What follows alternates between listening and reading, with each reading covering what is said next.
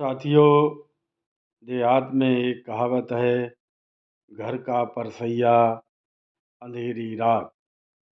यानी कि कहीं दावत हो रही हो और अपना कोई परोसने वाला हो तथा अंधेरी रात हो, तो फिर खाने वाले की पवारा ही पवारा है। क्योंकि जो चाहे, जितना चाहे उससे ज़्यादा उसको मिल जाएगा, लेकिन ना ही कोई देखेगा, ना ही कोई टोकेगा।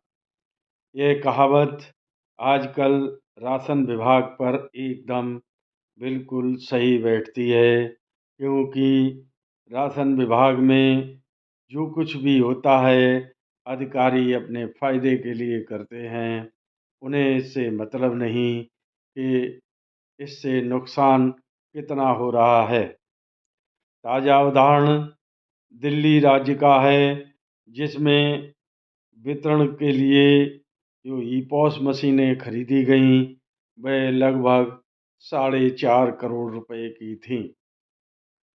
एक अखबार ने यह दावा करते हुए बताया कि 4.5 करोड़ की मशीनों से राशन विभाग ने 18 करोड़ रुपए किराए के रूप में भुगतान कर दिए।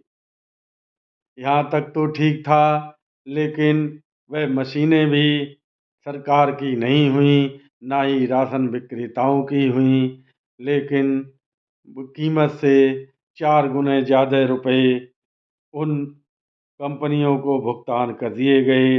इसमें कहीं न कहीं दाल में काला ज़रूर है, इसकी जाँच होनी चाहिए। इसी तरीके से हमें लगता है, जहाँ-जहाँ भी ई-पॉस मशीनें चल रही हैं, सब में इसी तरह का घोटाला और गड़बड़ ज़रूर होगी।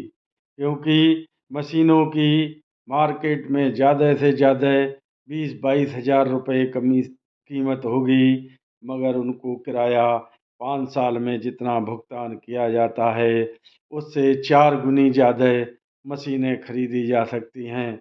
लेकिन सप्लाई विभाग में बैठे अधिकारी उन मशीनों को एकमुश्त खरीद कर या राशन विक्रेताओं की आर्थिक मदद कर उनसे खरीदवा कर उनसे काम लें, तो कम से कम किराया तो बच जाएगा। और उस जो किराया दे रहे हैं, उसका आधा परसेंट या आधा किराया ही राशन विक्रेताओं को दे दिया जाए, तो राशन विक्रेताओं की भी आर्थिक रूप से काफ़ी मदद हो जाएगी और वह शासन के धन्यवाद देते नहीं थकेंगे। साथियों, इसी तरीके से हम अपने अब कोटेदार भाइयों के लिए एक कहावत कहना चाहते हैं कि घर में फुट्टे तो जेवार लुट्टे। हमारे एक बिहार के साथी ने अपनी चैटिंग में यह कहावत लिखी थी।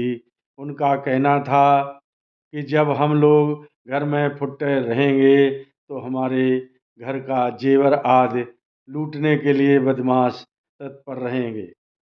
मेरे उनके कहने का मतलब यह था कि बिहार में एक धड़ा पुनः वितरण बंद करने के लिए हड़ताल का आह्वान कर चुका है और दूसरे धड़े के लोग उस वितरण बंद के आह्वान पर तमाम तरह के रोड़े लटका रहे हैं।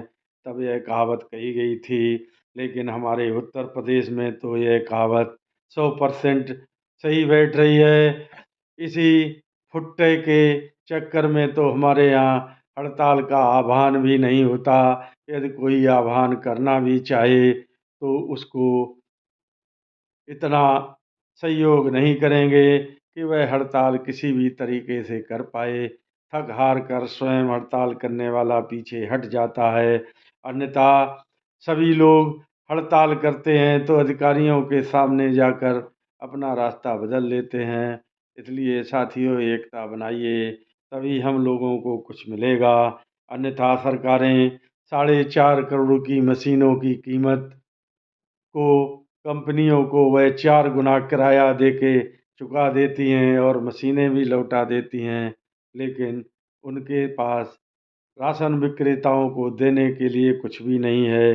मेरी बात यदि किसी को बुरी लगी हो तो क्षमा करें। जय हिंद, जय भारत, नमस्कार।